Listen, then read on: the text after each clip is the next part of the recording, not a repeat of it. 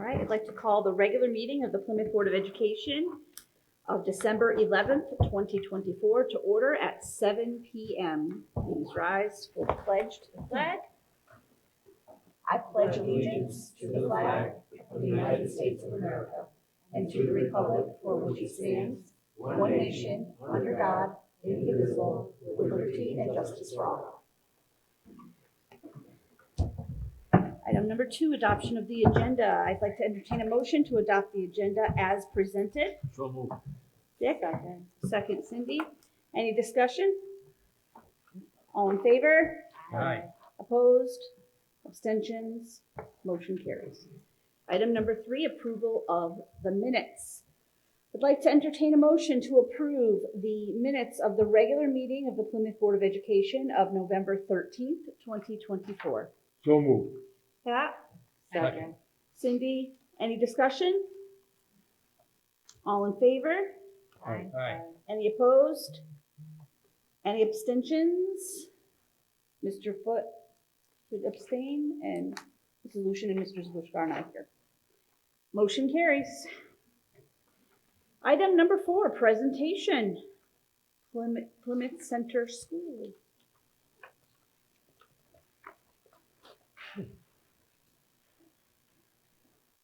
Hi, good evening, everyone. Hello. So we're excited to be here. And here we go. We're out. Corey Mazon, she's our literacy coach. And today we didn't bring any teachers with us today because it is our late night for conferences, and I didn't have the heart to make them stay even later. So you have us, except for Corey, sorry. And we're going to talk to you about our shift to Wit and Wisdom and to U-Fly. It's been probably all the talk in the town, and we want to talk to you a little bit about what it looks like from our perspective and how our teachers are making their way through it. So really this shift happened with our science of reading research, which talks about phonological awareness, phonics, and word recognition, fluency, vocabulary, and oral language comprehension and text comprehension as the drivers for teaching reading.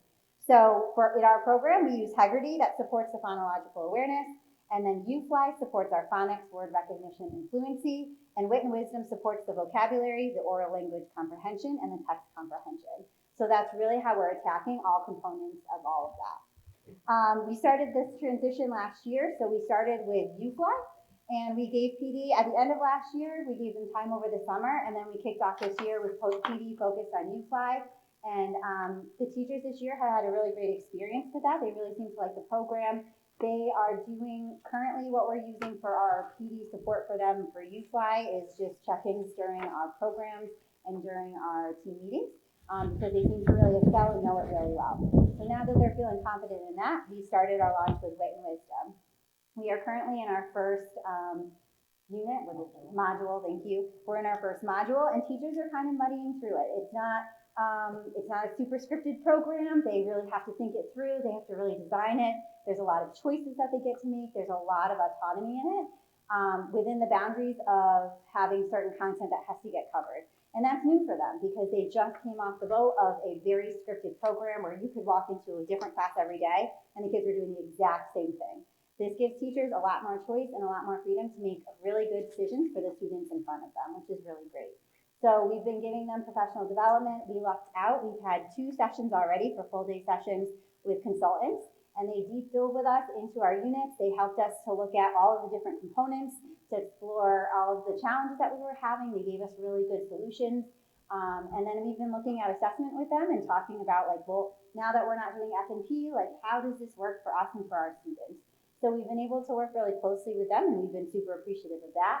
And then Corey continues to support our classroom teachers on a daily basis, but also more structured within our department meetings and within our after-school meetings to really go with each different grade level and talk specifically about their needs and their challenges that they're having. So with that being said, the other thing that we're doing is we transitioned out of our literacy walkthroughs this year, where we used to go and observe the whole school and we would look for trends and common things that we wanted to work on. And we've shifted that into teacher partnerships. So they have a partner teacher that they work with. They get to observe each other. Corey covers their classes. Then they get to kind of meet, give each other accolades. And then any questions or wonderings they have, they bring to Corey. And then Corey helps them work on it, which is awesome because it gives them a really personalized approach to how they're learning this together. And it gives them somebody to collaborate with that's very thoughtful and can kind of see it from their perspective. So that feedback is really rich, and the teachers seem to be enjoying that. So that's how we're kind of tackling this movement into wit and wisdom. And with that being said, I'm going to let Corey kind of give you an overview of wit and wisdom in Youth Life so you have a good understanding of what the kids are seeing in their classrooms. Thank you. So first of all, Wit and Wisdom is, like Kim had said, a K-8 comprehensive program that includes reading and writing and vocabulary, all of our components except for the phonics and phonological awareness. There are 4 modules each year, and in those modules there's artwork, multimedia, there is fiction and nonfiction within each module. And then the modules are structured around questions, 3 types of questions: an essential question that gets answered at the end, a focusing question that gets answered at the end of the week, and then a content framing question that gets answered daily. And then each daily lesson has 7 components, which I'm going to show you some quick pictures right now in a first grade classroom. Over here. The computer just- Sorry.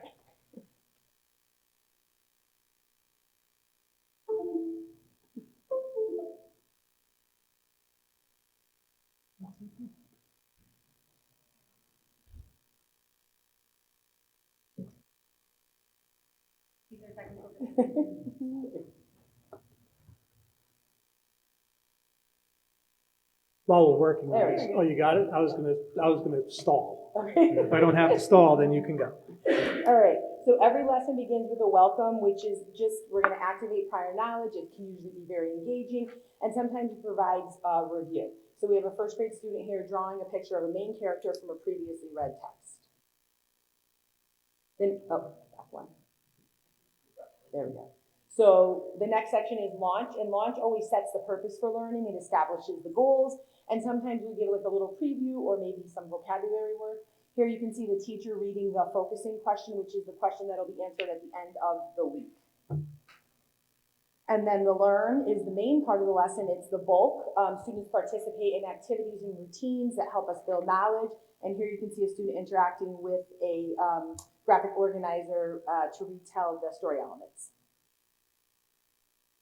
And then the land, students answer that content framing question, that question that is asked for the day. And here you can see students doing a turn and talk, which is a protocol that we love because it's total participation. Instead of asking a question, all the kids raise their hand, one student gets to answer, they all turn and talk, they all get to say their answer, and then the teacher shares out the correct answer. And then in the land, that solidifies the learning. In first grade, they use a knowledge journal that is a class journal. In second grade and up, they have their own personal journals. So here the teacher wrote down all the things that they learned in the book and all the things that they now can do. And then the wrap, students work on building fluency, and they usually have a chance to maybe reread the text. In this particular picture, they're rereading something that they wrote during writing. And then the deep dive is where we focus on language structures and vocabulary. And here you can see the students doing a mix and mingle, which is a super fun protocol that the kids love. The teacher gets up, asks a question. Here they were writing describing words on a particular noun. They play music, they walk around, the music stops, they find a partner, they give their answer. Music starts up again, they find a different partner. So it can be it's a way to make the content very engaging, especially for our youngest learners. And then moving right into UFly, our phonics program. It's an explicit systematic phonics program. It follows a very carefully developed scope and sequence. And it's each day is broken up into 2 parts. So each lesson is broken up into 2 parts. So lesson 1 is day 1, day 2. Lesson 2 is day 3, day 4. And then every 5th day you progress monitor.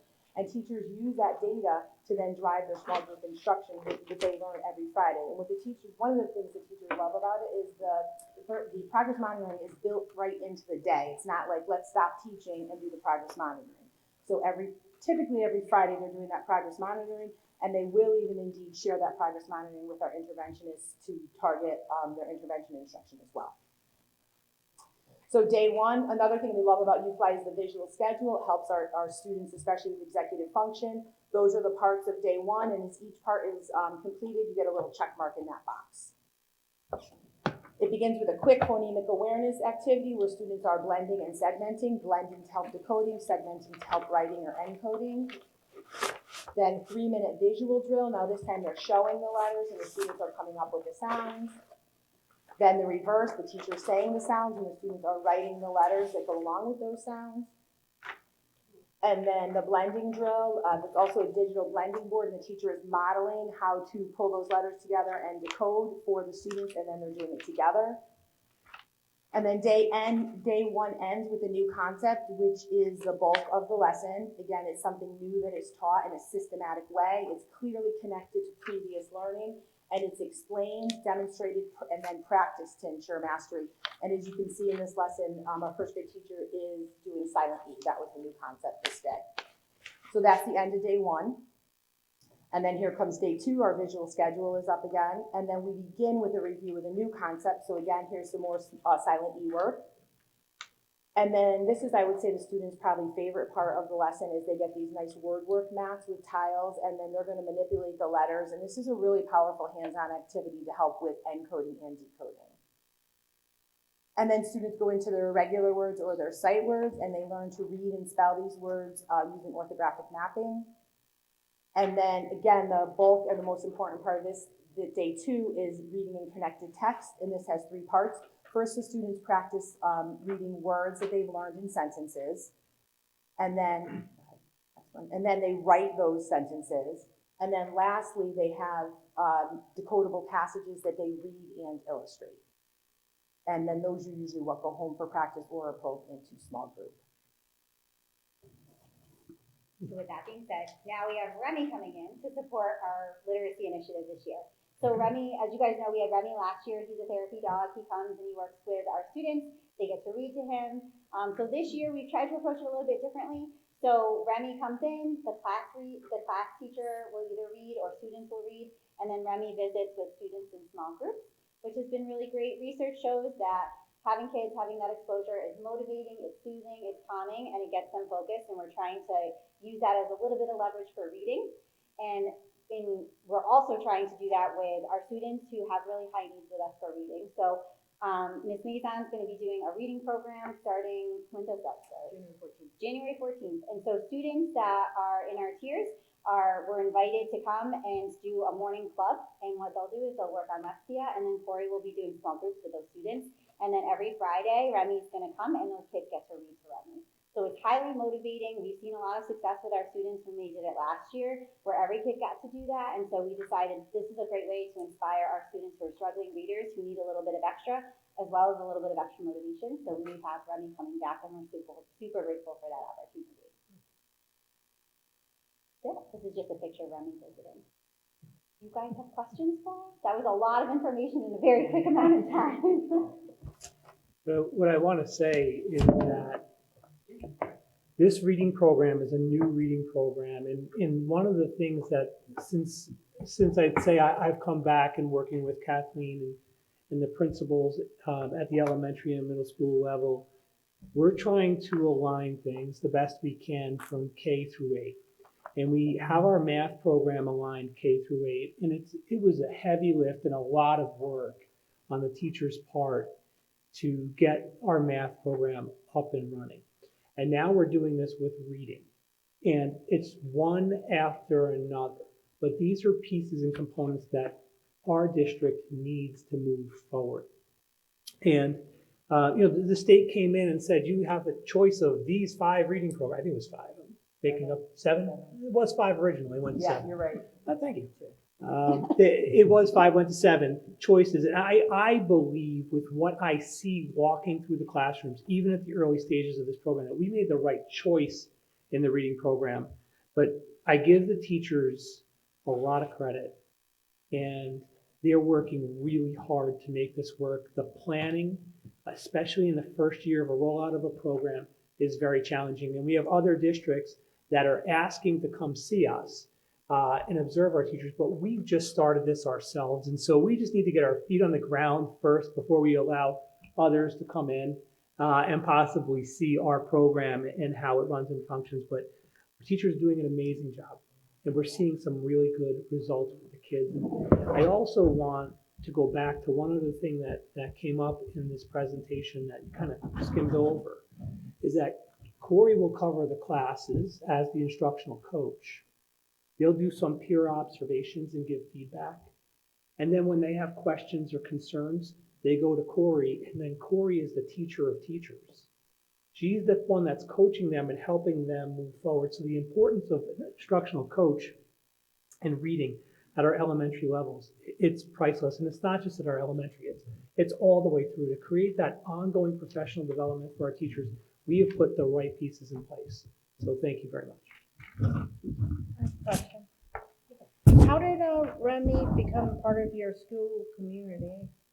So it's actually someone I went to high school with and actually someone that taught in our district for 10 years. Oh, okay, And great. last year we were getting the biscuit author to come, and she had reached out like weeks before and said, hey, do you know of any opportunities? My dog's fully certified. I want to bring him into the schools as a therapy dog. And I went to Kim, and she went to Brian, and Here we are with Remy. yeah, and here we are, year 2. She absolutely loves it, and so does the dog. The dog is like the rock star of the building. Yeah. And we would have brought him, except he's at the airport on these nights, so. Every Wednesday he's at the airport. He works for the TSA agents. Oh, nice. Yeah. But the stories of interesting. the motivation that Yeah. children have, I mean, Oh. they can share story after story about how children knew they were going to read to the dog the next day and they went home and practiced the chapter over and over so they can read it really well for the dog. And I mean, it's unbelievable, the motivation. So. Yeah, that's why we decided to use it for our intervention students in hopes that it would really motivate them to practice. I like it. Any other questions? Thank you. Thank you very much. All right, we are on to our student representatives. Whoever would like to start. Thank you. So last Tuesday, Students Against Destructive Decisions, or SAD, hosted a blood drive with the American Red Cross. This was our first blood drive since COVID, and we had 41 students sign up to give blood in the gymnasium throughout the school day, and at the end, they were gifted Friends-themed socks. And on Friday, students and staff will wear pajamas and donate at least $1. The money raised will go to kids at Connecticut Children's Medical Center. We're hoping we get a lot of participation. The band and chorus had their first performance of the year on Tuesday at 7. Students involved in these programs were excited to showcase the new things they've learned this year and other skills that they have perfected. The vice principals of the Berkshire League schools hosted a climate summit today at Chappaqua High School. The climate summit was a way to share events, ideas, and thoughts about our own school and learn what other schools are implementing there. As someone who attended, I learned a lot and was very thankful to be given the opportunity by Mrs. Hurd to host my very first roundtable discussion.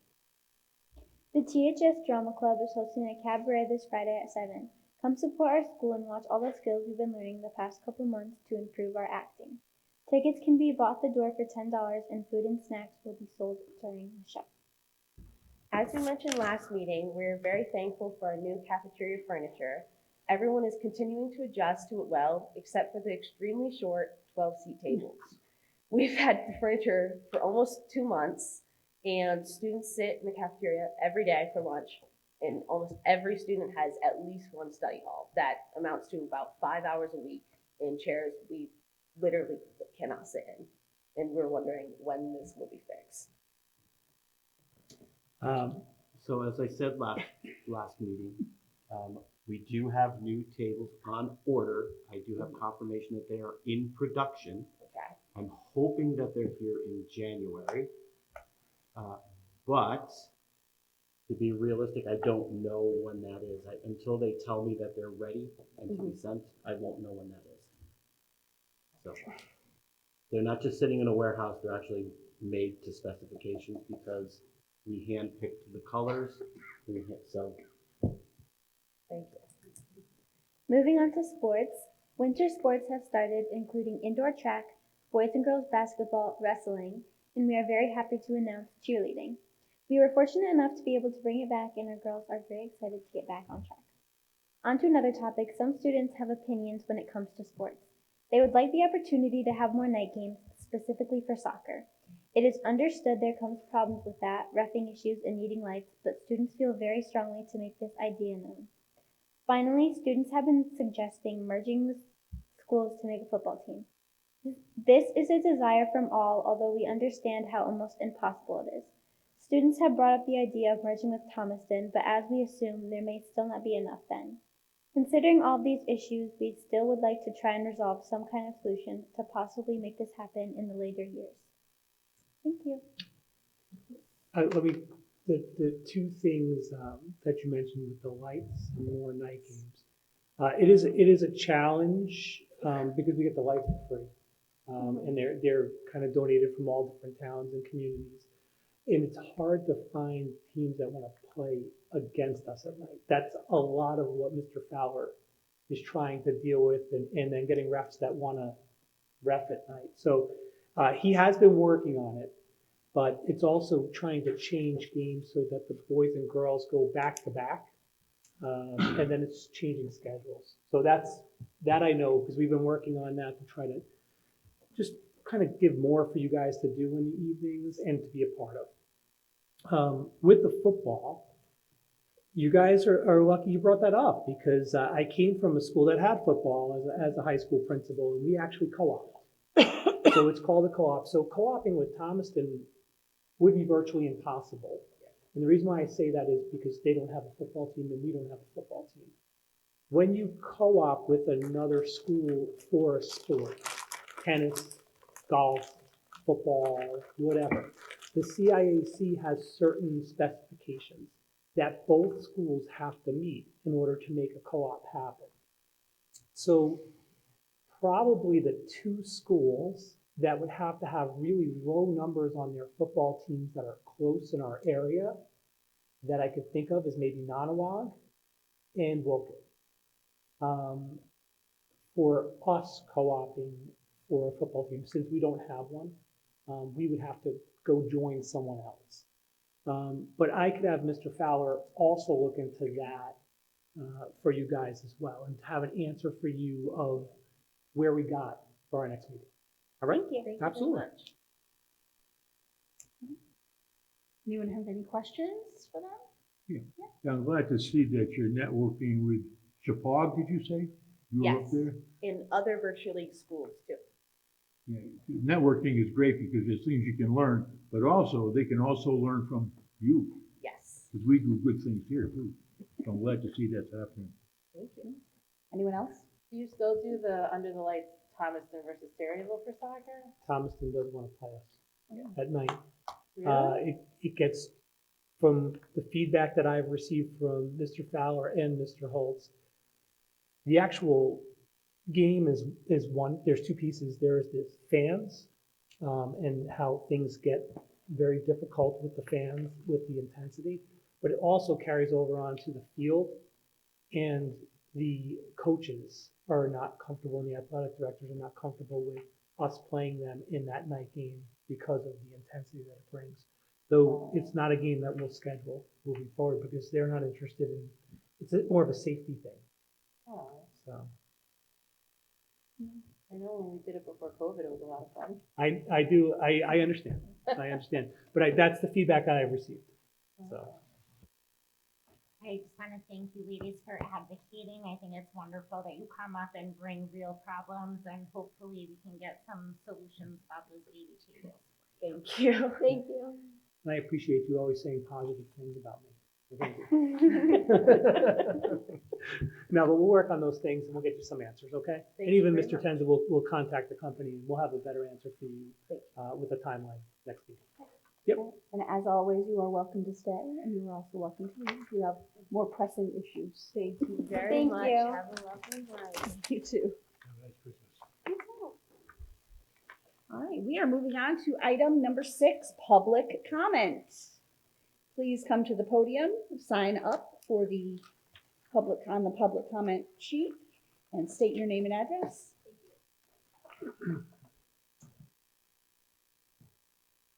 No one for public comment. All right, looks like I can move on to item number 7, superintendent's update. Good evening, everyone. As a reminder, prior to our next board meeting on January 15th, I've scheduled a Board of Education retreat at 5 o'clock in the Terryville High School Library. The retreat will have Matt Mervis from Ed Advance. He'll be joining us and he'll be doing a presentation on artificial intelligence.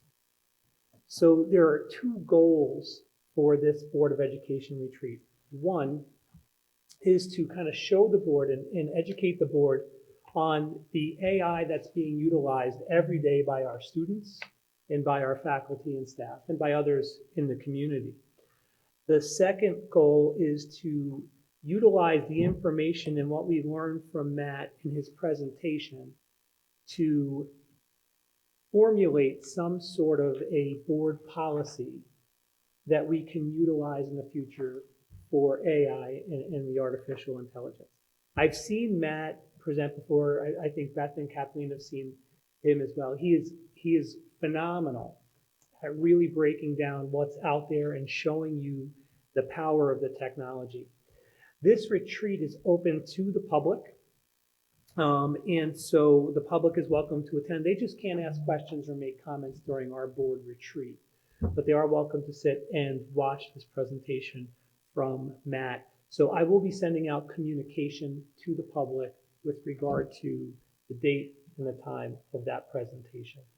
So I think that that's going to be helpful for you guys in seeing that, and hopefully we could create that board policy. Also at our January 15th regular Board of Education meeting, myself and Matt will be presenting my proposed budget for the 2025-2026 school year.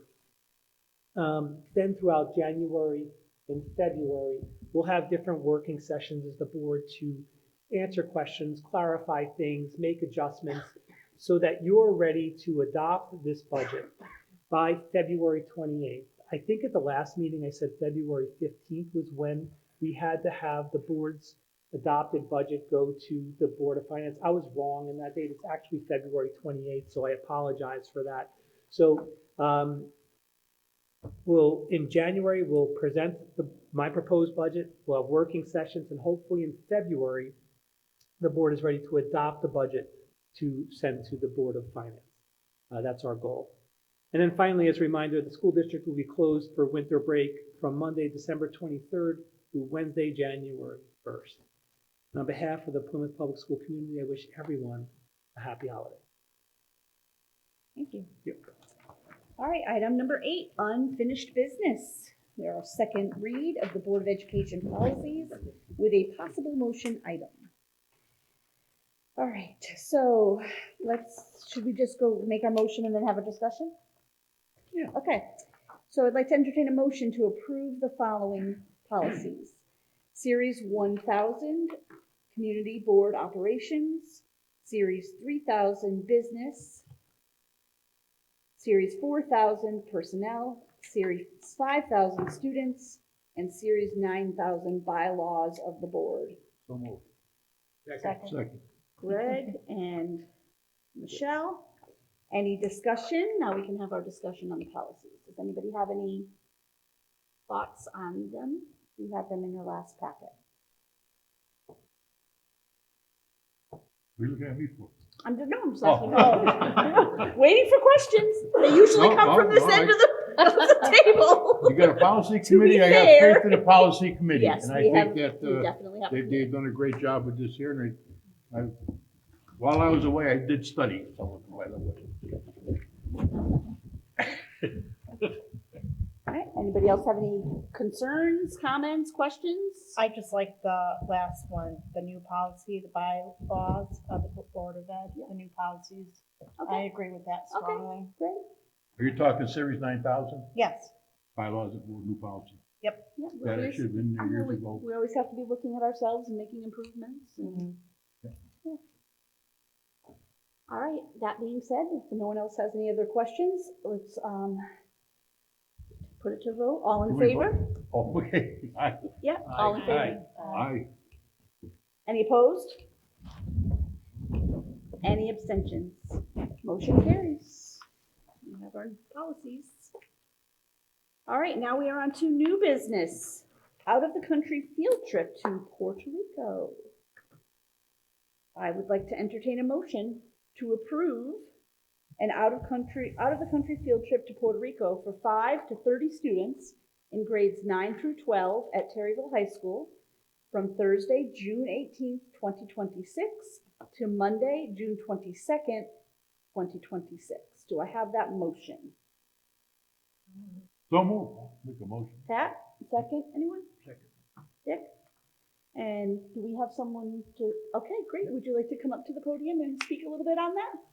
In past years, we have done a couple out-of-country field trips, and we would like to get the students to be able to have that opportunity in future years. So, a couple of the things all the students have gotten that have been interested have gotten these packets if they've stopped by, and throughout the school there are flyers that they can sign up with their QR code. There's a meeting, if it goes through tomorrow night, about the trip.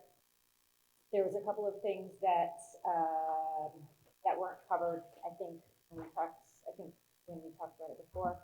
But the price does include insurance in case of medical and financial difficulties. But they can do a increase in insurance that covers a little bit more, which is $195 extra. The students are going to need to get a signed and notarized form for behavioral requirements, so like the rules that they must follow when they're out of the country, because it's a big responsibility for the adults that are running the trip.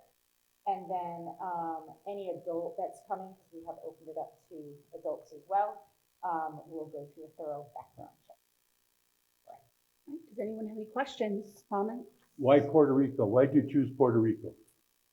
Well, it's one of the more cost-effective trips, but it also the way they have a couple of different things that we're going to that the students we have Spanish classes in our school basically, and also because I teach the cooking classes, they do have the opportunity to go to a farm while they're there and do and work with some of the vegetables they observe, and they get to actually do the work while they're there.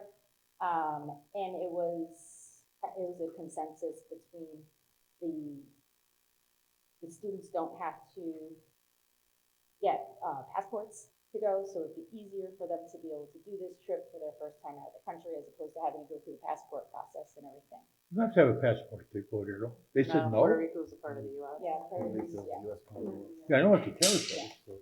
No, the only reason I ask is I just came from that area, and we had a lot of people on our ship. A lot of them just didn't want to get off because they said there's nothing to do, nothing to see. Well, we're going to be doing a guided tours, so they would take us around, and we'd be doing things that were planned each day. So it's not like we'd just be hanging around.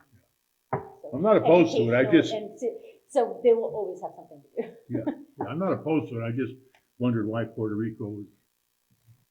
I'd rather go to Spain, to be honest. Whatever. No, Anyone else question? The dates on that, is there concern about snow days and overlapping with graduation, June 18th because it's so to close. 22nd? Is that like? I'm not really concerned about that, but I mean, if we hit it, we'll figure it out. I mean, there might be a couple students that might have to miss graduation if that's the case, but is this trip for seniors as well that would graduate? Yes, it is open. Okay. Okay. There wouldn't be a problem if they graduated prior to June 18th with technically not. Technically, I'm just looking. might have to talk with them about that for liability purposes. Because they're no longer students. Correct. Yeah. Would that you is be able to something to pick think an about. April date, so this way it doesn't They did the interfere? Iceland trip in the summer. Was that? I wasn't here. I don't I know. don't think they took seniors They didn't though. They took graduating seniors. They didn't. Okay. So that's something we'll have to look at. Okay. We could talk. Is the date flexible, or are you set in stone to this date? Sue Glenn was kind of like talked to them. She's been working with them, and then she's going to be sort of passing it off to me. We're going to work together on it. So I believe that those dates were chosen because they're less expensive. So, but I can certainly ask, We can look at find that out too. what April looks like too, if that's something that. It's just a matter of, for the seniors, the graduating seniors to go, they still have to be enrolled in our schools. Right. And so that would be the only concern with, they can't travel at the end of after they graduate, but they can travel over April break, say. So that's something, but again, I can work with you guys on that and the flexibility of the trip. I think for right now with the board, it's a matter of approving the trip, and then we can always make the adjustment to the dates if necessary. So if the date isn't able to get adjusted, the seniors that haven't gone anywhere for 4 years won't be able to go on this either. That would be accurate. Just liability wise. Anything else? All right. All in favor? Aye. Any opposed? Any abstentions? Motion carries. Thank you very much for coming to us for that. All right. Still under new business, we have a Remogo Agricultural Advisor, and this is a motion item. Appears that Mrs. Zagorski is stepping down, and they do have someone who is ready to take it on, right? So basically, we receive a letter from Region 20 that they have an advisor from each of the schools that they represent and work with. And so Ms. Zagorski has been doing it for years, but they made a recommendation to our school district of another parent that has a child within their programs. And so this is more of a formality. We don't really get involved in this at all, but they sent us a letter asking if we would accept this new individual. Okay. All right, I'd like to entertain a motion to approve the appointment of Andrea Perugini to the Remogo Agricultural Advisory Committee for a term of 3 years. So moved. Second. Is that Greg and Pat? Okay. Any discussion? All in favor? Aye. Opposed? Any abstentions? Motion carries. And then finally, we have an informational item about Board of Education hybrid meetings. So parents from a number of schools have approached members of our board who have reached out to myself. They've also approached me personally and asked if we can do online public comment at our meetings. There are some individuals, whether it be parents or community members, that can't make our meetings for whatever the reason might be. And they asked if there's a way that they could share input at either or both of our public comment sessions virtually. I did call Rich Mills, our attorney, to see if there were any freedom of information concerns that would come up from having a hybrid meeting where we're in person but yet online accepting the public comments. There were a few, but nothing we can't work through. And so we plan on January starting the online public comment as well as in-person public comment for our meetings. It's going to be a Google form that people fill out online. So we have their name, we have their address, and we have their comments. And then Beth will read those comments to the board. So we have that information. So it's basically, they fill out the form online. It's right there and open at the time of our meeting starting. So they could communicate with us and we could hear from them. We looked at doing it through like a Google Meet or a Zoom meeting. It just gets very complicated when we start to have that interaction back and forth. So the easiest way to get the comments really was through a Google form. And for FOI reasons, it makes it the easiest for us as well. So we're going to start, we're going to see how it goes for the month of January, and we'll go from there. We have the form all set and ready to go. I have to communicate to parents about this before we actually start. So, Are there any restrictions on that? such as people, they can write anything they want. yeah, I mean, right now they could say whatever they want. Our board, it's interesting because being a part of other districts in the past, there are very specific rules to public comment. Usually the first public comment that comes out, and I don't know if it's the same way, Matt, when you were a chair of a board, but the first public comment has to relate to items on the agenda. The second public comment could be on anything that you have concerns over. So really, we don't have that as part of our protocols and procedures as a board. If we wanted to do that, we could put that structure in place where the first public comment is focused only on agenda items. But really, right now, people can get up and say whatever they'd like to say. So it would be the same thing. Obviously, we would ask when Beth is reading it if there are any inappropriate words in there, she might adjust those words. But basically, the message that's coming from the parent is what we want to hear, or parent or community member is what we want to hear as a board. And our hope is that more people will be involved and get involved, and we'll have more feedback. I have a question. This is only meant for the community. It's not meant for the board members to be able to be at home and be online, right? This is completely, they're two different things. This is for the community to be a part of our meeting if they can't make it in person. For board members, you have a right to participate and join the meeting virtually. So you're completely different. You would be on, like we've done in the past when some board members have been out for whatever reasons, the computer's up, you would be able to interact in the meeting. So this is public-wise, the only way they would have that online comment. All set. All right, item 10, business manager's report and personnel report. Mr. Tenzel. Good evening. I will keep this relatively short unless there's questions to go along, and I suspect that there are. They'll both be around budget. The first is this year's budget, as I gave in my written report, is I did freeze the budget upon the return from Thanksgiving. I am concerned about the rate of spending, as I've discussed with you the last two meetings, and I thought it was in the best interest of the district at this point to put that freeze in place. It does not impact our regular operating procedures, and if there are expenditures that need to take place, then it's really just a conversation with me and or Brian about what it is that needs to be purchased, and is it something that we need to do right now, or can we delay it? So we're very open to the conversations, but you guys know that I'm conservative, so I want to make sure that we're going to make it all the way to the end. I just want one point of clarification too. You know, we had Elise here as our foods teacher. Her budget is still open because she needs those groceries for ordering and cooking. And same with our tech ed teachers.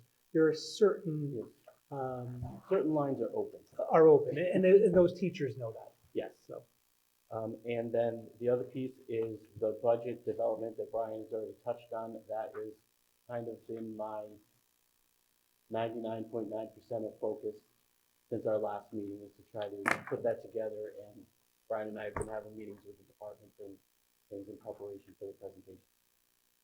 So, with that, I turn it to questions of any of the information that was provided to you in the packet. Questions? I didn't have much time to study this. Oh, but, that's too bad. No. Well, Pat, everything that's in negative. I know where that is. That I agree 100% with. I always look at the back page, how much we got left, 4.2 million. And again, like I said last month, it sounds like a lot of money, but it's not until June. Right. So we have to be very careful. Goes fast. And, Yeah, it goes and fast. that's really the reason Yeah. that we put a freeze in at this. Right. Because I thought we'd probably do it last month, but when I had spoken to you, you said we're gonna wait, and I think you did the right thing after Thanksgiving. So again, Matt, you did a great job, okay? Thanks, Pat. Anyone else? Okay. We can, Mr. Falcone for the personnel report. Anything to, it's pretty, this is the look, I don't think I've ever seen it look like this. We're doing pretty well. It's great. We're doing pretty well. All right, so we will move on to committee reports. Curriculum Achievement. The special meeting of the Plymouth Board of Education Curriculum Achievement Committee took place prior to this Board of Education meeting, and we reviewed the following: Program of Studies updates, course title changes and portrait of the graduate, purchasing of the following textbooks, pre-calculus and reveal algebra 2, and adding to course weighting at the high school. And moved that these items be brought to the full board for their approval. Coming out of committee, these motions do not require a second. So I need just one motion to enter, I need just one person to entertain a motion to approve the following program of studies updates: course title changes and the portrait of the graduate. So moved. Okay, that was Dick. Any discussion on those? Any questions? This was approved in our committee. All right, all in favor? Aye. Opposed? Abstentions? Motion carries. All right, the second motion, I need just one person. Entertain a motion to approve the purchase of the following textbooks. Pre-calculus, McGraw-Hill, copyright 2024. Reveal Algebra 2, publisher McGraw-Hill again, and copyright 2025. Do I have that motion? Michelle, any discussion on that one? These textbooks will kind of be a continuation of the math program that we have as it was explained to us. So. All right, all in favor? Aye. Opposed? Abstentions? Motion carries. And then finally, I'd like to entertain a motion to move forward with adding to course weighting at Terryville High School. We'll have that motion for one person. Kelly? All right. Any discussion on that? Questions? All in favor? Aye. Opposed? Abstentions? That motion carries as well. Fantastic. We are on to item number 12, public comment. Anyone at all for public comment? Does not look to be so. All right, we are on to board liaison reports. Harry S. Fisher Elementary School. All right, sorry, I got a lot. Okay. Busy month. All right, so report cards came out and we're doing conferences today through Friday. The holiday bazaar just happened. I'm assuming it went well. I will find out at the next meeting if we did some good profits. There is a food drive where the class who brings in the most donations will have extra recess. That ends on Friday. This Friday, as our board reps mentioned, is the pajama day for donations going to Connecticut Children's Medical Center. So they're asking for $1 or more. Next week will be a spirit week. They have a prismatic magic laser show presentation on December 19th. And the next meeting will be on December 17th at 7 p.m. I think I got it. All right, Mr. Zabushka is not here for Plymouth Center. We did have a presentation from them, so that was timely. We will move on to Eli Terry Junior Middle School. Their next PTA meeting is January 22nd at 7 p.m. in the library. They said that the basketball game was a huge success and a big fundraiser for them for the year. They had a holiday shop this year, and they said the kids love it, and they were going to do it again next year. They have a fundraiser of gift wrapping your presents for you. The suggested donation is $4 for a shirt size box, $6 for a large box, $8 for an extra large or an odd shape box. They are looking for donations of gift bags or bows. The dates for that, if you would like to either participate or if you would like to drop off anything, is December 12th from 5 to 8, December 14th from 9 a.m. to 11 a.m., December 16th from 5 to 8 p.m., and it is all being done in the library at the middle school. They are bringing back dances for all grades, and the first dance will be on January 24th. They are also participating in the PJ Day, and they have their band and chorus concert on Tuesday. Excellent. Terryville High School, Mr. Foot. PTSA selling Lyman Orchard pies. They can be picked up after 2:30 on Friday. They've sold 66. Okay. The IGA roundup is going to be done in January. Business donation letters, they're going to be working on those in January. Graduation signs will be coming out in April. Mother's Day flower sale will be in May, of course. And Yeti mugs, they sold 24 of them. And of course, the graduation party will be on June 9th. Excellent. And at Advance, At Advance canceled their December meeting, so our next meeting will be on January 2nd. okay. All right, we are on to board comments. Mr. Showers, any board comments? Just Merry Christmas and a Happy New Year. Nice. Kelly? As usual, I love seeing the presentations, and I'm really looking forward to the growth our students will be making with a rigorous curriculum moving forward.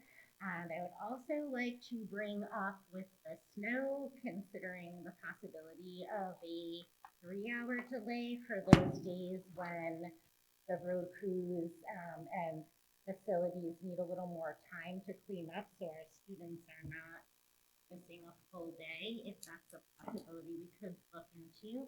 And I hope everyone has a wonderful holiday and enjoys rest consistent with your families. The Merry 3-hour Christmas and Happy New Year. Oh, perfect. With the 3-hour delay, is that something you have to vote on? No, I mean, that's something that we could just put in place. I just have to talk to my administration, we could work it out. Yeah. I'll communicate to parents. I have a lot of letters to write apparently. But I'll communicate to parents and I'll inform them of, the request to put in a 3-hour delay.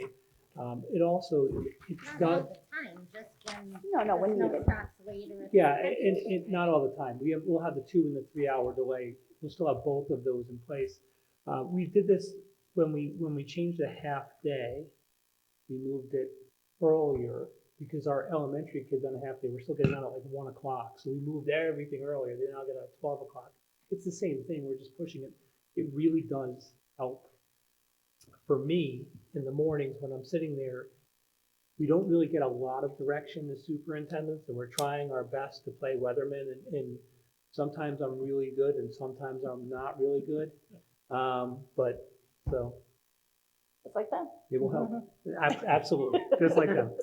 I have a question though. Oh. If Litchfield does a 2-hour delay and you do a 3-hour delay, the transportation wouldn't take the kids out of district. The Litchfield is Region 20 is a concern no matter what. Because if they do a delay and we don't do a delay, we have an issue. We do a delay, they don't do a delay, we have an issue. There's always, Well, all the towns are so like that. it really is. So those mornings I'm talking to, not only am I talking to Jim Schultz in the town, I'm talking to Jim Mazon, I'm also talking to our bus company to see how we could work out the arrangements for our students. So going up to Region 20. So it's a problem no matter what. Mr. Perugino? Yes, I'd just like to comment, the attendance we had at the Cave Conference down there. They had some great workshops down there, and if you get a chance to go, you have to go. There's so much you can learn down there, and you really don't have the time to catch it all. But it goes here with our what we do in our policy. You get that education and you can learn how the board operates, learn how to be an officer of the board, instead of just shooting from the hip. You just can't do that anymore. There's too many laws and so on, and rules, and regulations by the state. So by going to a place like the Cave Theater Conference down there, they do have different workshops, and this is where you learn that stuff. So I'm just glad to. And I wish everybody a Happy New Year and a Merry Christmas and a prosperous New Year. Cindy, anything? Thank you for the treats from the baking class and for the pie for the holiday. And I appreciate the students being able to give both positive and opinion-based comments during the meeting. Everybody enjoy all the holidays. And see you next year. I just want to wish everyone a safe winter break. All right, thank you, everybody. And with that, I'd like to entertain a motion to adjourn at 7:54 p.m. So moved. Okay, we will go. The next Oh, I'm sorry. I skipped the whole section. It's okay. Our next board meeting, there will not be a regular Plymouth Board of Education meeting on January 8th, 2025. However, there will be a special Plymouth Board of Education meeting on Wednesday, January 15th, 2025 at 7 p.m. in the cafeteria at Terryville High School. And I believe that was for budgetary reasons, to give our administrators a little bit more time once they come back from break. All right, now I would like to entertain a motion to adjourn at 7:00. So moved. Pat Second. and Michelle, all in favor? Aye. Motion carries. Thank you very much, everyone. I'm gonna take-